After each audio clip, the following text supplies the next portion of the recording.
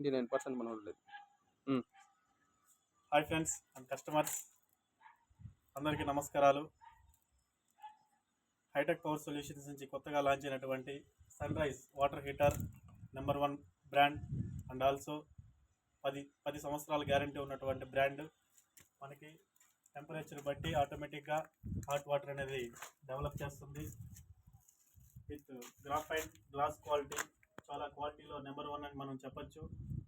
అదేవిధంగా కెపాసిటీ తీసుకొస్తే 220 లీటర్స్ మనకు అవైలబిలిటీ ఉంటుంది.